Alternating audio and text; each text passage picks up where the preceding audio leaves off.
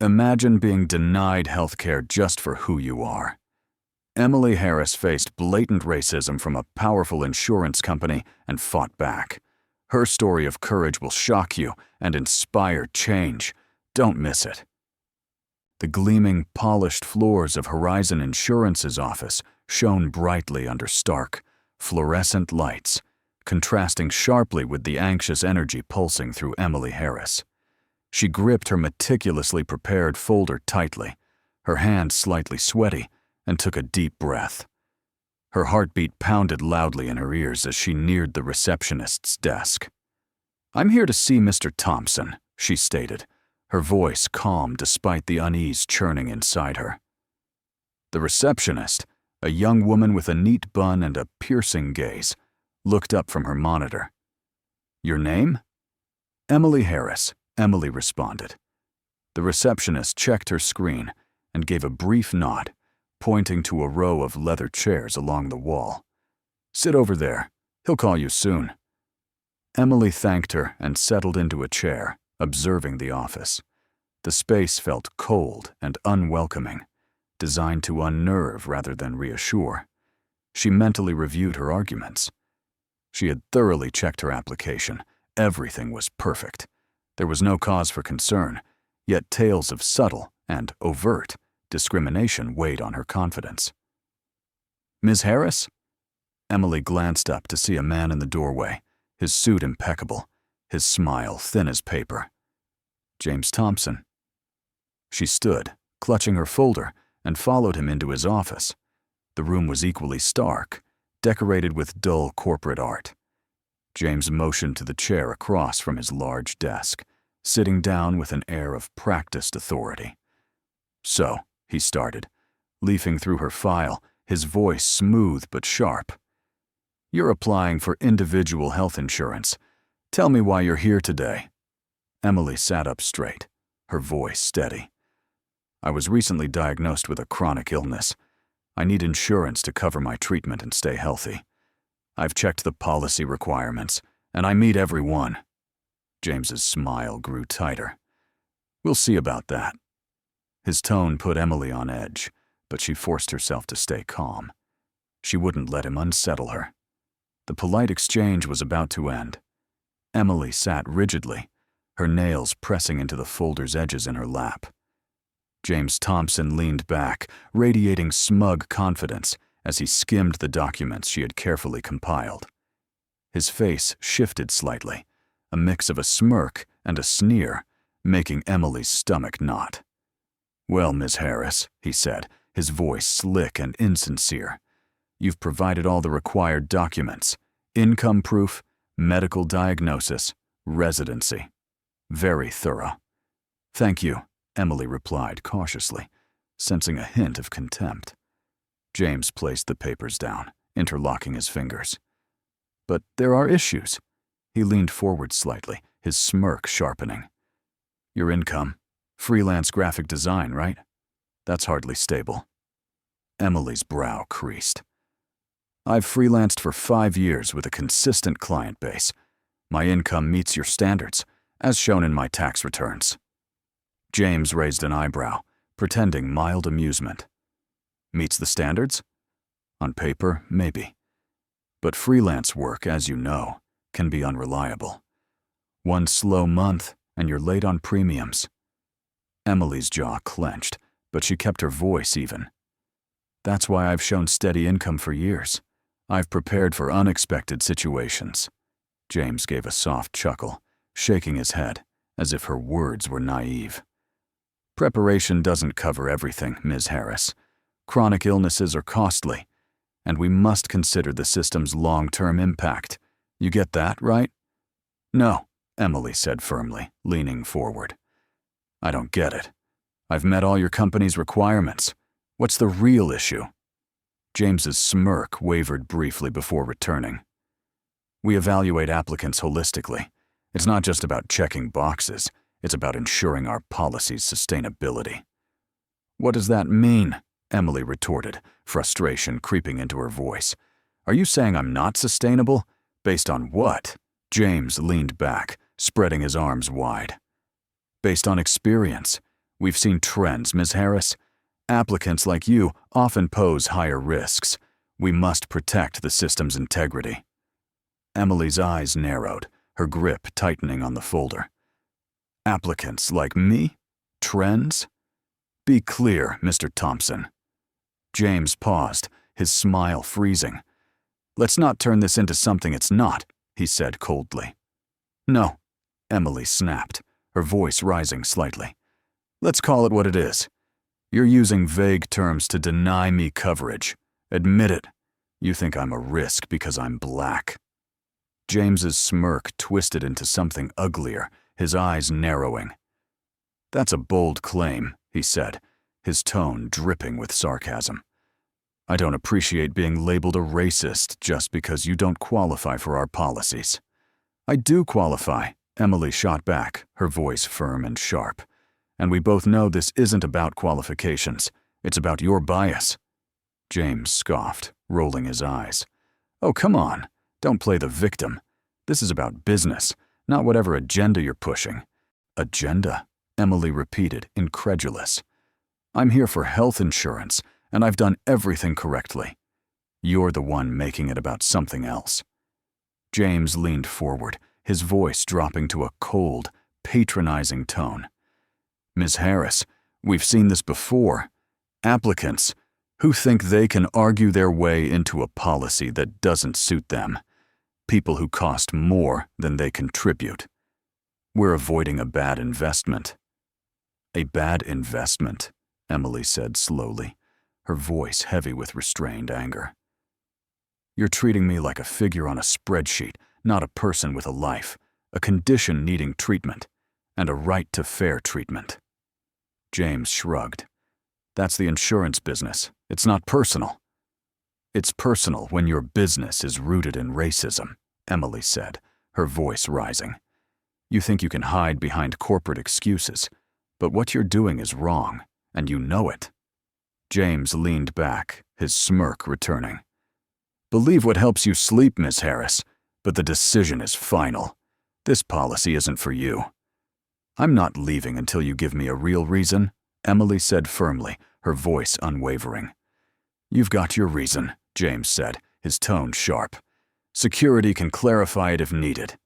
Emily didn't flinch. "No, you clarify it right here, right now. Why am I being denied when I've met every requirement?"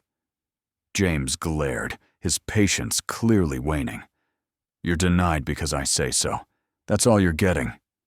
Emily locked eyes with him, her voice slicing through the tension.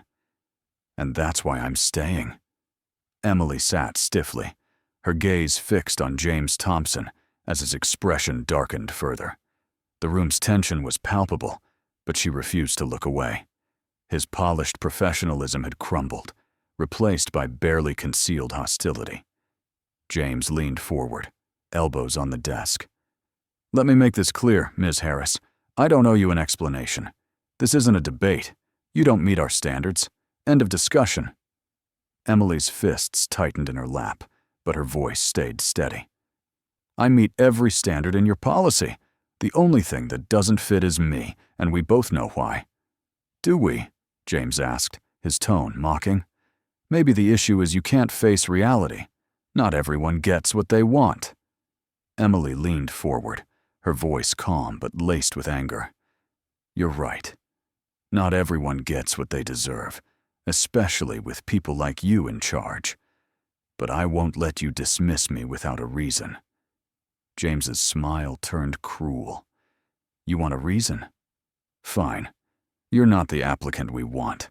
Your profile screams risk, financially, medically, professionally.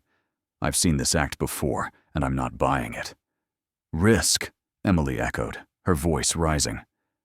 "You mean because I'm black, don't you? You're hiding behind vague excuses because you think you can get away with it. This is discrimination, plain and simple." "Discrimination?" James laughed sharply, the sound harsh. "You think every denial is about race? That's convenient. Maybe, Ms. Harris, you should look at your own flaws instead of blaming others." Emily's breath quickened, but she stood her ground. My only flaw was expecting you to treat me like any other applicant. You can't even mask your racism with corporate jargon. You've decided people like me aren't worth your time." James slammed his hand on the desk, the sound echoing. "Watch yourself, Ms. Harris. Accusing me of racism won't change that this policy isn't for you, and your attitude proves my point." "My attitude?" Emily retorted, her voice steady but sharp. "You've insulted me, denied my rights, and now you blame me for calling you out. Do you hear yourself?" James's face reddened, his control slipping. "I don't need to hear this nonsense. You're wasting our time." "Time I wouldn't waste if you did your job fairly," Emily countered. She stood, leaning slightly over the desk. "You've made this personal. You could have processed my application like anyone else's, but you chose to judge me for who I am, what I look like. You're the problem, not me." James stood abruptly, his tall frame meant to intimidate. "We're done here." "No, we're not," Emily said, her voice firm. "I'm not leaving until you give me a real reason, one not dripping with your veiled racism. Say it clearly, Mr. Thompson. Why am I denied?" James's glare could cut glass. "You want it clear? Fine. Applicants like you, black women, always want handouts. You come with sob stories, expecting special treatment. Not today. I've seen your kind before, and I'm not falling for it." Emily's heart raced, but she held his gaze. Her voice was calm, each word cutting sharply. "That's exactly what I needed to hear. And that's why this isn't over. Not here, not now, not in court." James scoffed, his smirk returning. "Court? You have no idea who you're up against. This company has lawyers who'd crush you before you step into a courtroom." Emily's eyes blazed with resolve. "We'll see. You think you're untouchable, but people like you always do, until they're not." James stared at her, his face a mix of contempt and annoyance. "You've got nerve, I'll give you that. But nerve doesn't win lawsuits. Leave now before you humiliate yourself further." Emily stood firm, her voice steady. "I'm not the one humiliating myself, Mr. Thompson. That's all you." James opened his mouth to respond, but a knock at the door cut him off. He glanced at it, visibly irritated. "We're not done," he snapped at the unseen interrupter before turning back to Emily. "And neither are you, it seems. So, how much more of my time will you waste?" Emily crossed her arms, her gaze unwavering. "Until you do your job right, I'm not going anywhere." James's jaw tightened, his frustration clear as Emily stayed seated, her steady gaze meeting his. He slammed his palm on the desk, shifting her paper slightly. "You've made your point, Ms. Harris," he barked. "And here's mine. You're wasting my time, and I'm done with this farce. Get up, leave, and spare yourself the embarrassment." Emily leaned forward, her voice low and sharp. "Embarrassment? The only embarrassment is you, Mr. Thompson, clinging to your authority like it excuses your disgusting treatment of people. Do you even listen to yourself?" "I don't need lectures from someone who doesn't get how the world works," James shot back, his face flushing. "Want a pity party? Find it elsewhere. This is a business, and we don't reward sob stories." Emily's blood boiled, but she stayed composed. "You keep saying it's not personal, but your tone, your words, they scream otherwise. You think I don't belong here, that I'm not worth your time. You're wrong." James sneered, his lips curling cruelly. "Let me tell you, Ms. Harris, people like you are why we need policies like ours. You play the victim, but you've already lost." Emily stood abruptly, her voice rising. "No, you've lost. You've shown exactly what you are. A racist, a coward, and a disgrace to your role. You think I'll take your abuse? Think again." James stood, towering over her. "I don't have to listen to this," he spat coldly. He pressed a button on his desk, his gaze cutting. Moments later, 2 security guards entered, their presence ominous. James waved dismissively at Emily. "Escort Ms. Harris out. She's not welcome here." Emily's heart raced, but she didn't back down. Turning to the guards, she said, "You'll drag me out for standing up for myself? Go ahead. It'll just add to my lawsuit." The guards hesitated, glancing at James, whose face darkened.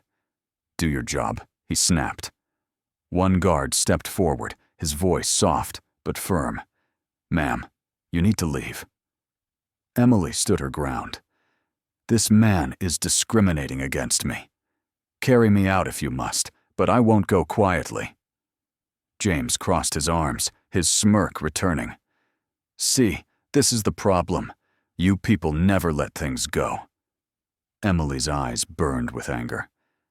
"And people like you never see what's right in front of you. Your days of getting away with this are done." The guards exchanged uneasy looks before one gently took Emily's arm. "Please, ma'am." Emily glared at James. "Enjoy the spotlight, Mr. Thompson, because when this goes public, you'll wish you'd kept your mouth shut." James laughed darkly. "Scream all you want. No one cares about your little crusade."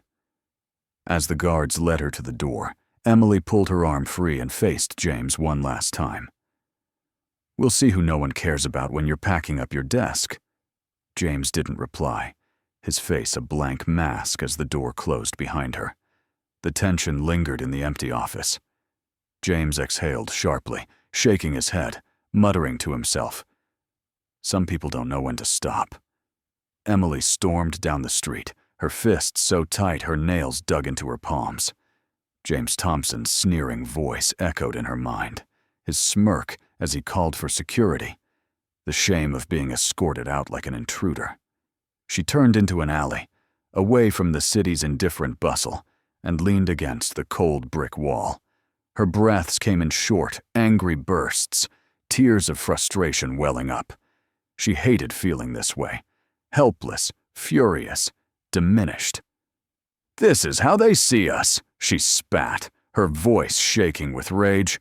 "Always a problem, always lesser. No matter how hard we work, how much we prove, it's never enough." Tears fell, but they didn't ease the fire within her. They fueled it.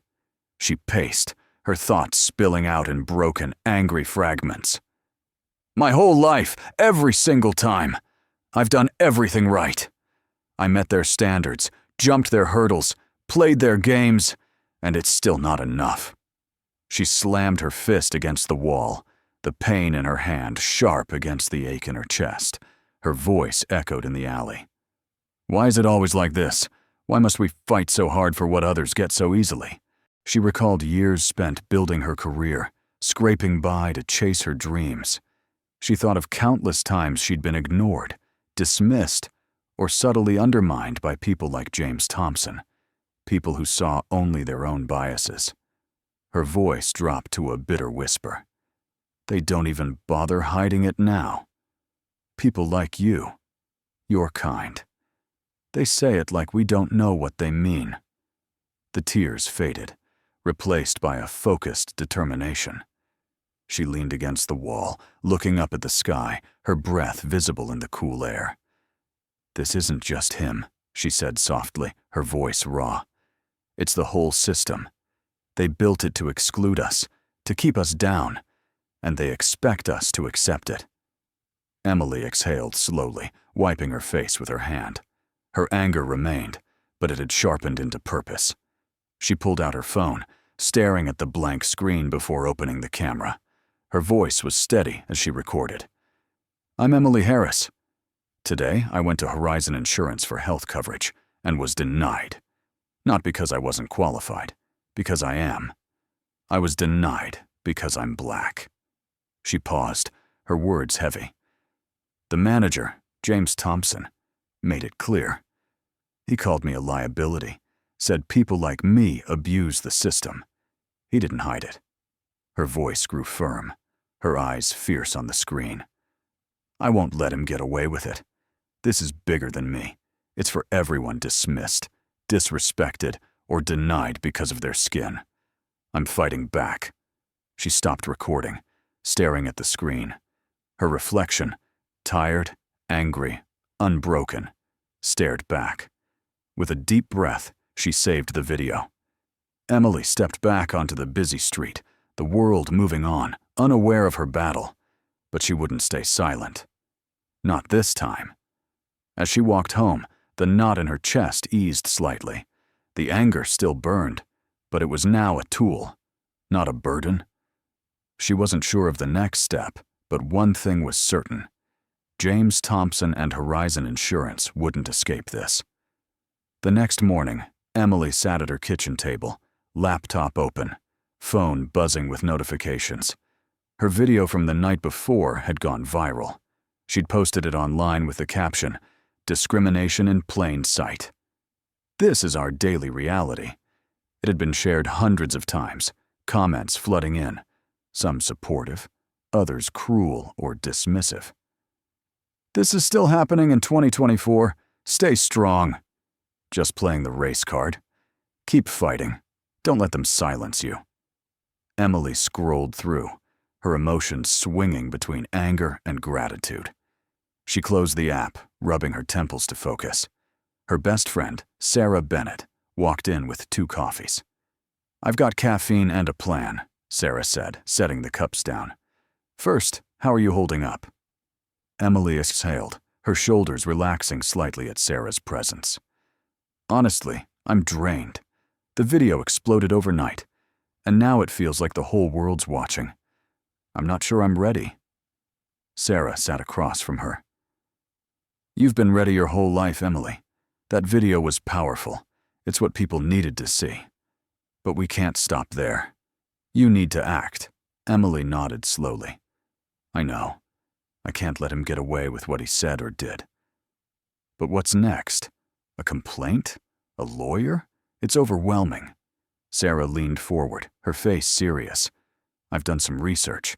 There's a lawyer, Michael Carter, a civil rights expert who's taken down bigger companies than Horizon. He's your guy." Emily hesitated. "A lawyer? That feels huge." "It is huge," Sarah said firmly. "This isn't just about you, Emily. It's about everyone denied or disrespected by people like James Thompson. You can make a real difference." Emily stared at her coffee, steam rising slowly. Taking on a giant like Horizon Insurance, with its vast resources, felt daunting. But she recalled James's smug face, his condescending tone, his venomous words. "You're right," she said, looking at Sarah. "I can't let this go. I'll call him." Later, Emily sat in Michael Carter's office, the small space packed with bookshelves overflowing with legal texts. Michael, a tall man with a commanding presence, listened closely as Emily shared her experience with Horizon. When she finished, he leaned back, tapping a pen on his desk. "Ms. Harris, this isn't just discrimination. It's systemic. James Thompson wasn't acting alone. He reflects a company culture that allows, maybe even encourages, this behavior." Emily nodded, her determination growing. "So what can we do?" Michael gave a faint smile, his eyes sharp with resolve. "First, we file a complaint with the Equal Employment Opportunity Commission to start the process. Then we gather evidence, your testimony, your application documents, any patterns at Horizon. This will be a fight, but we can win." Emily leaned forward. "I'm ready to do what it takes. No one else should go through this." "Good," Michael said decisively. "Cases like these don't just change policies. They change lives. James Thompson and Horizon need to face consequences." That evening, Emily walked home, feeling both anxious and determined. The battle ahead was intimidating, but for the first time since facing James, she felt a real chance at justice. Her anger still simmered, but it was now focused, fueling her fight. Her phone buzzed with a social media notification. "Stay strong. We're with you." Emily smiled faintly, gripping her phone tighter. For the first time in a long while, she felt hopeful. A week later, Emily sat across from Michael in his office, the desk covered with documents. He had laid out her application, emails with Horizon, and a transcript of her recorded account of the meeting with James. His pen tapped rhythmically as he planned their next steps.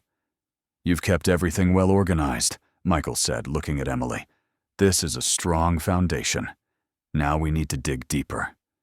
"What does that mean?" Emily asked, leaning forward, hands clasped tightly. "It means finding patterns," Michael replied. "James didn't deny your application on a whim. His actions point to a larger issue, systemic discrimination at Horizon." Emily nodded. "So, we're looking for other cases like mine?" "Exactly," Michael said. "We'll file a motion to subpoena Horizon's records. If they've denied other minority applicants similarly, it strengthens our case. But that's just part of it. We'll need statements from former employees, whistleblowers, anyone who can back up what we know." Emily exhaled slowly. "How long will this take?" Michael's expression softened. "Longer than we'd like.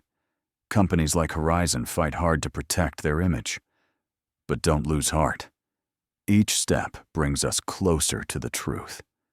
That evening, Emily sat at her dining table, laptop open to a blank email draft. Michael had suggested contacting anyone who might have dealt with Horizon. She hesitated, fingers hovering over the keyboard. She thought of friends and colleagues from her freelance work who might have faced similar barriers but stayed silent. Finally, she typed, "Hi, I hope you're well. I'm reaching out to ask if you've had experiences with Horizon Insurance, especially unfair denials. I'm working with a lawyer on a case against them and would value any information you can share. Thank you, and feel free to contact me to discuss. Best, Emily." She sent it and leaned back, her thoughts racing. This wasn't just her fight anymore. It was about exposing a pattern of injustice affecting many. 2 days later, Michael called Emily to his office. She arrived to find him at his desk, a triumphant glint in his eye. "We've got a lead," he said, holding up a folder. "A former Horizon employee contacted me. They worked under James Thompson and have some damning information." Emily sat, her heart racing. "What kind of information?" "Discrimination, favoritism, targeting minority applicants for denials," Michael said, flipping through his notes. "It's worse than we thought. James didn't just deny applications. He bragged about it to colleagues." Emily's anger surged. "He bragged?" Michael nodded grimly. "He's used terms like cleaning up the applicant pool and weeding out liabilities for years. It's been informal, off record, but our contact will testify." Emily gripped her chair's edge. "So, this isn't just about me. It's his whole approach." "Exactly," Michael said. "That's why this case matters. James isn't just a bad manager. He's part of a bigger problem at Horizon. If we can show his behavior was known and tolerated by upper management, we can go after the top." Emily nodded, her resolve firming. "What's next?" "We prepare," Michael said. "I'll file the subpoena for their records, and we'll prep our witness. But brace yourself. Horizon's legal team will come after you hard. They'll try to discredit you, call you emotional or vindictive. Stay calm and focused." Emily met his gaze, her voice steady. "I'm too far in to back out now." That night, Emily sat on her couch, scrolling through her email. A few responses to her message had arrived, mostly supportive but hesitant to share details. Then a subject line caught her eye. "Horizon Insurance denial story. Willing to help." Her heart raced as she opened it. It was from Laura Mitchell, who had faced a similar denial for vague reasons despite being qualified. Laura wrote about her frustration and humiliation and offered to share her story for Emily's case. Emily leaned back, relief washing over her. She wasn't alone. By week's end, Michael had gathered a growing list of witnesses and evidence, each piece strengthening their case, revealing a deeply flawed, discriminatory system. Emily felt the weight of responsibility, but also a rising sense of purpose. She wasn't fighting just for herself. She was fighting for everyone James Thompson had dismissed, denied, or devalued. Emily sat at her kitchen table, scrolling through her social media. The initial support for her video had been uplifting, but now hateful comments mixed with the positive ones. She's after a payout. These cases go nowhere. Drop it. Maybe if she wasn't so aggressive, they wouldn't have denied her. Her chest tightened as she read the venom. She slammed her laptop shut, the sound echoing in her quiet apartment. Her phone buzzed, and she grabbed it, hoping for good news. It was Michael. "Hey," she said, keeping her voice steady. "Emily, heads up," Michael said cautiously. "Horizon's legal team is pushing back hard." "What do you mean?" she asked, her stomach knotting. "They've issued a statement denying wrongdoing," Michael explained. "They claim your denial was valid and your accusations baseless. Worse, they're digging into your background." Emily gripped her phone tighter. "My background? What's that supposed to mean?" "They're looking for anything to discredit you," Michael said. "Old financial records, social media, anything to paint you negatively."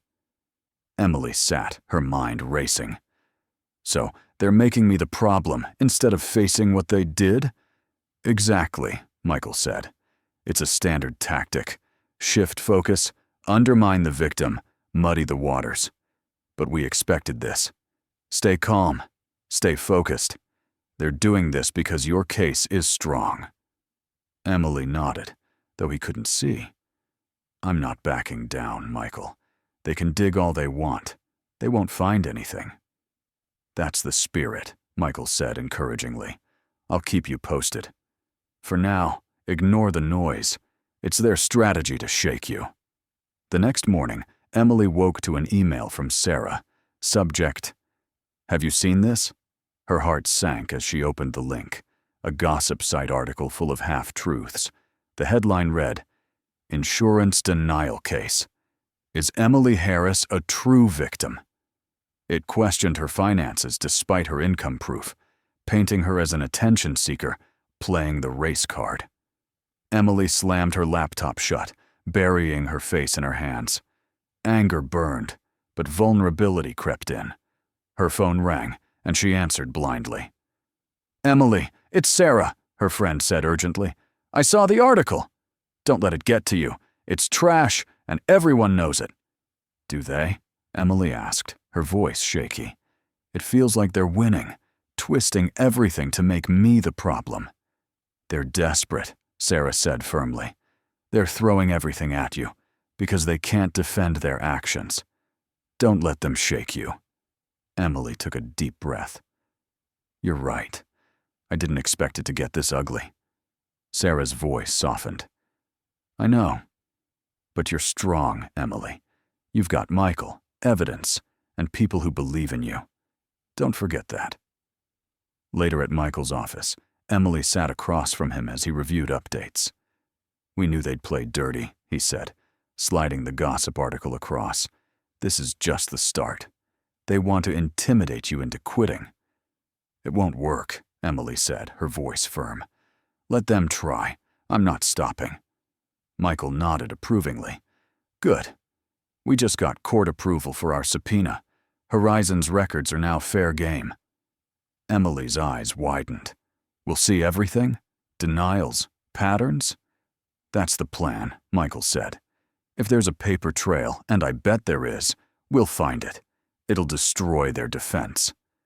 Emily felt hope amidst the chaos. "What's next?" "We brace for their counterattack," Michael said. "They'll try to block the subpoena, delay things, anything to hide those records. But we're ready." Emily leaned back, her resolve strengthening. "Let them try. I've lost too much to stop now." Walking home, Emily saw steady messages from supporters. "Don't give up. You're fighting for us. Proud of you for standing up."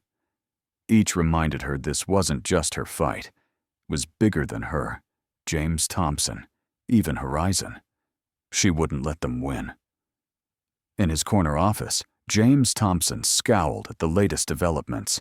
The subpoena hit hard, and upper management was asking questions. "They're overreacting," he muttered, tossing an email aside. "One loudmouth gets denied, and it's a scandal. Typical." He leaned back, sneering. "She thinks she's special. Just another entitled liability wanting a handout. They always cry discrimination when things don't go their way." His fingers drummed the desk, a cruel glint in his eyes. "She's not the first to try this, and she won't be the last. But they never win. Horizon's untouchable, and so am I." Emily's determined face flashed in his mind, and he scoffed. "Let her run her crusade. She'll burn out when she sees no one cares about her sob story." He opened a document on Horizon's legal strategy, his mouth twitching into a smile. "When we're done, she'll regret stepping into my office." Later, Emily and Michael met with Laura Mitchell, a former Horizon employee who agreed to testify. Laura, middle-aged with a weary but firm demeanor, described working under James. "He was ruthless," she said steadily. "Minority applicants were seen as liabilities. Their applications got denied stamps without a glance." Emily's fists clenched under the table, anger simmering. "No one said anything? No one stopped him?" Laura shook her head. "Speak up, and you'd be out the door before packing your desk. He had upper management's approval. It was an open secret." Michael leaned forward. "Laura, will you testify in court?" Laura paused, then nodded. "Yes. People need to know what kind of man he is and what Horizon really is."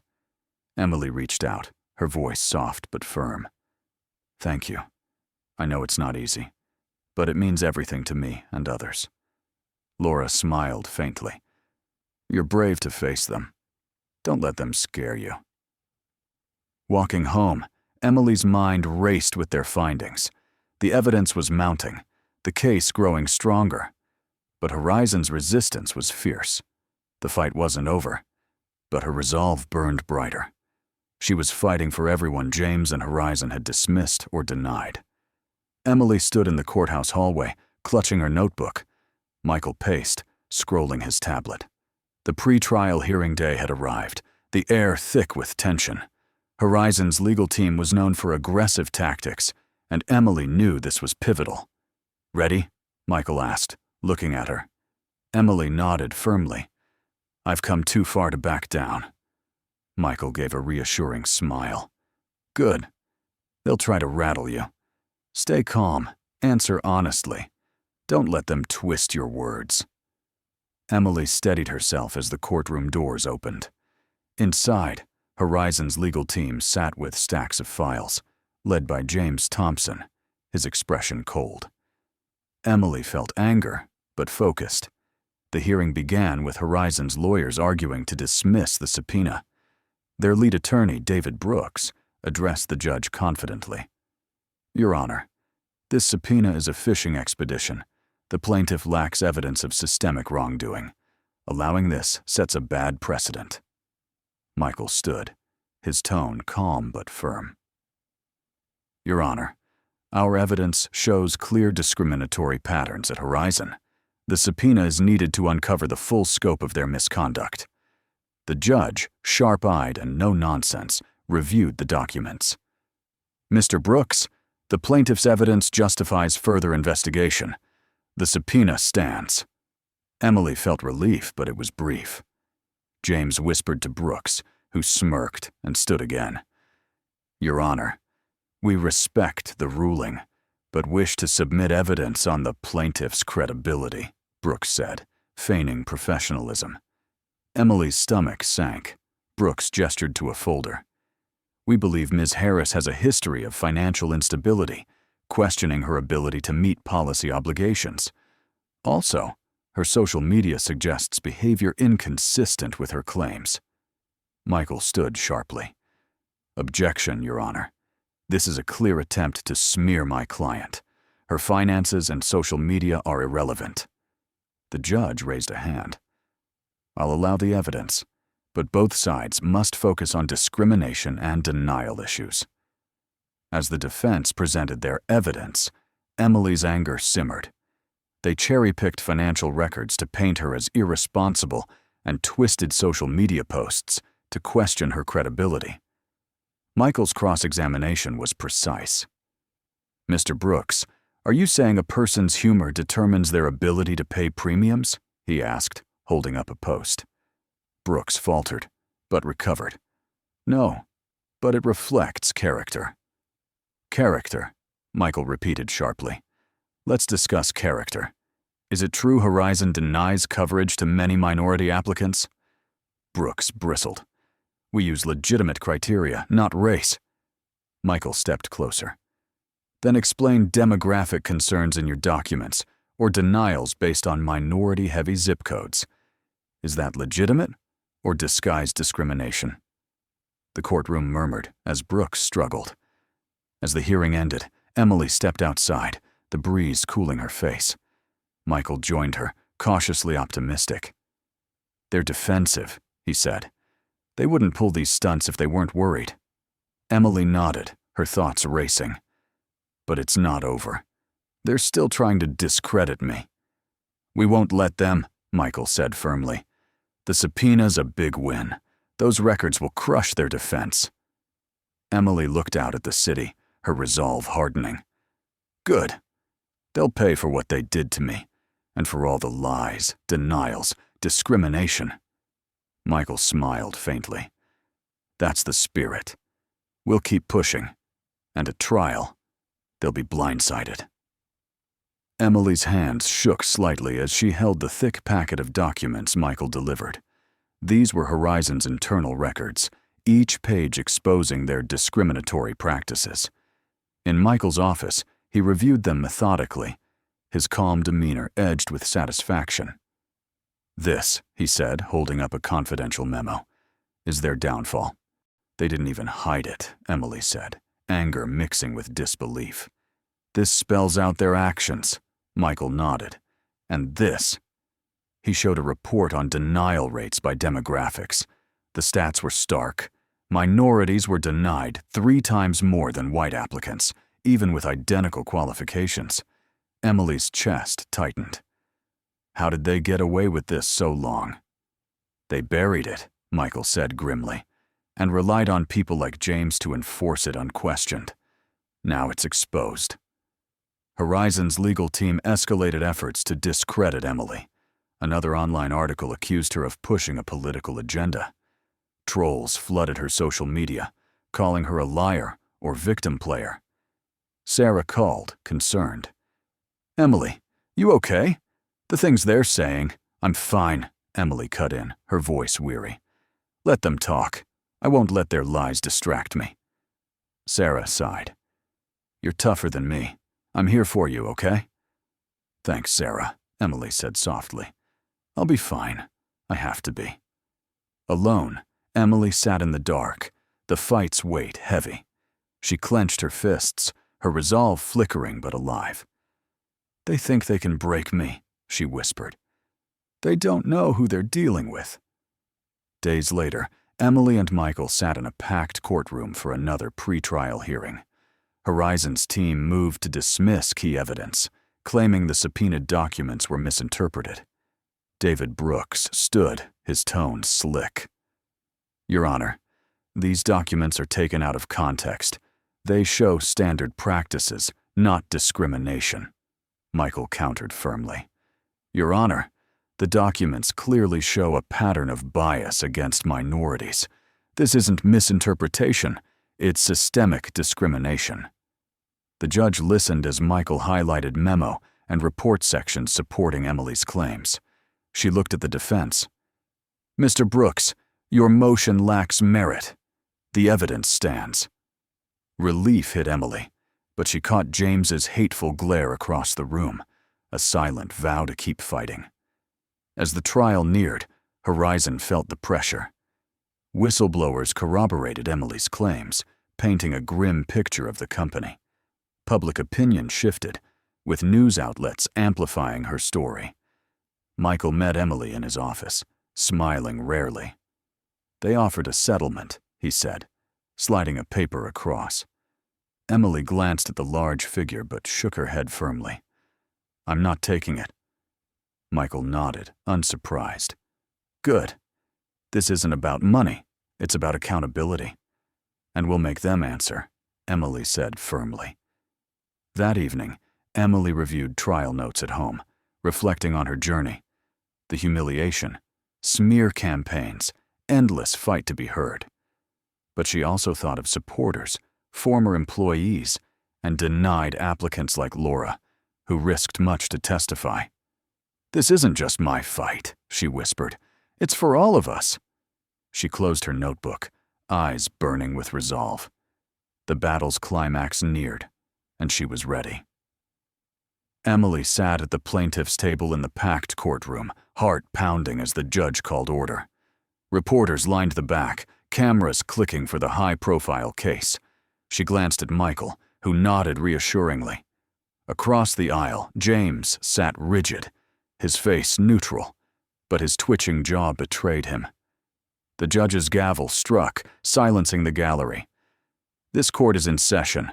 Emily Harris versus Horizon Insurance, and James Thompson will proceed." Michael stood, his voice calm yet commanding. "This case isn't about business practices. It's about discrimination against my client, Emily Harris. Not for her qualifications, but her race. We'll show evidence of Horizon's systemic denials of minority applicants under James Thompson. This is about accountability, and justice demands it." Emily watched the jury, their eyes on Michael, expressions attentive. David Brooks rose, his tone smooth. "The plaintiff claims discrimination, but the evidence shows Horizon evaluates based on objective criteria: income, medical history, risk factors. Ms. Harris's application didn't meet these. No bias, just diligence." Emily's stomach tightened. She knew their tactic: twist the narrative, downplay the evidence. Michael called Laura Mitchell, a former employee, to testify. Laura, weary but firm, described James's practices. "He flagged minority applicants as high risk, no matter their qualifications, using terms like weeding out liabilities." It was well known. Brooks tried to discredit Laura, suggesting she was a bitter ex-employee, but Michael's redirect was sharp, reinforcing her credibility with documents. Next, Michael presented the subpoenaed memos and spreadsheets, showing systematic flagging of minorities with terms like demographic concerns. The jury's faces showed shock and disgust. Michael addressed them directly. "These documents aren't about diligence. They're about systemic racism hidden in bureaucracy. This isn't how a fair business operates." Emily took the stand, heart racing as she swore the oath. She recounted her meeting with James, voice steady despite inner turmoil. "He dismissed me instantly," she said.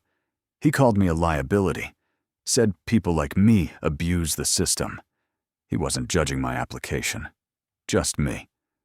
Brooks's cross-examination was harsh, raising her finances to paint her as irresponsible. "Ms. Harris," he said skeptically, "was your financial situation fully stable then?" "My records prove I met income requirements," Emily replied firmly. "My stability wasn't the issue. James Thompson's bias was."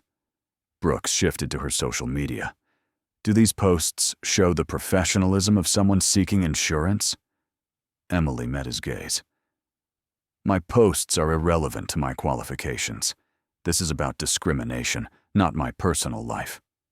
After days of testimony, Michael's closing argument was intense. This case is about power. Who gets health care and who doesn't? Horizon and James Thompson abused that power against Emily Harris. Today, you can say no one is above the law. Brooks countered, claiming the evidence was circumstantial, the denial objective. But as the jury left to deliberate, Emily felt hope. Michael had shown the truth. Now the jury had to see it. Emily gripped the table's edges as the jury returned, the air electric with tension. James sat stony-faced across the aisle.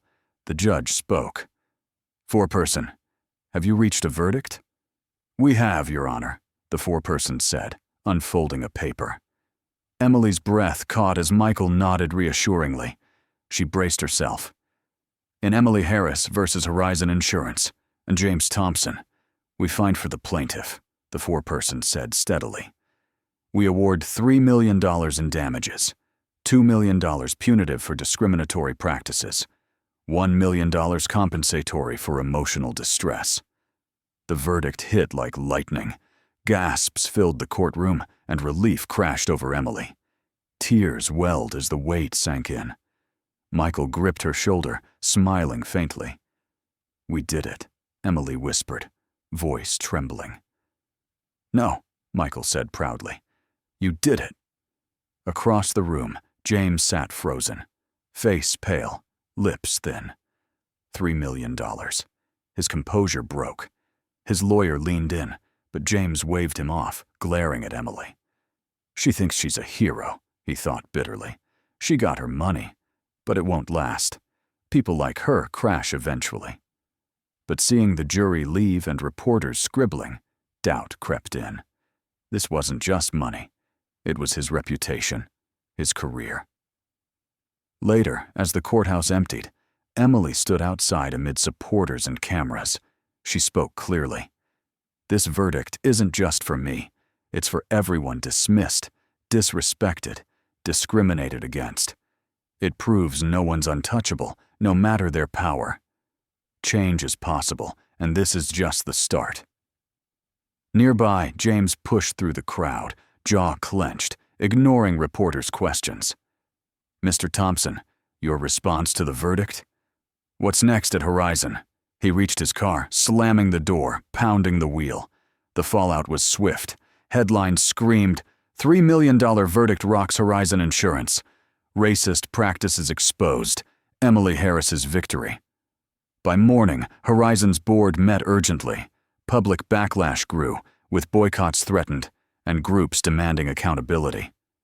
James Thompson's a liability, a board member said sharply. We can't keep him. The vote was unanimous. James was fired that afternoon, escorted out with one box of belongings.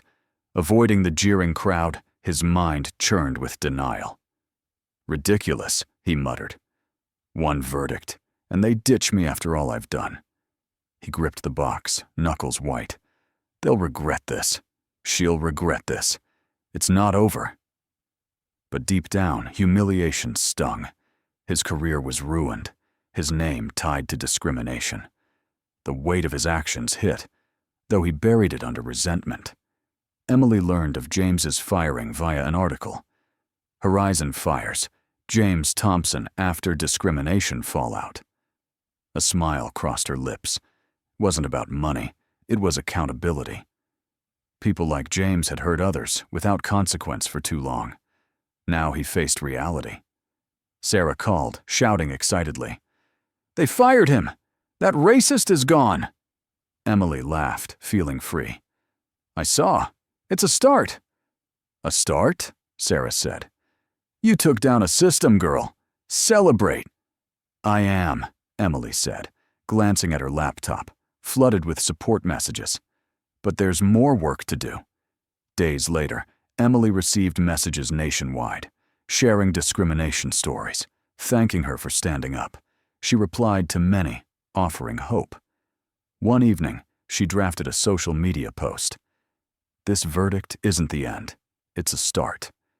To everyone silenced or ignored, your voice matters. Your fight matters. Together, we'll change the system, one step at a time. Posting it, Emily leaned back, a quiet satisfaction settling in. The fight wasn't over, but she felt victory's weight.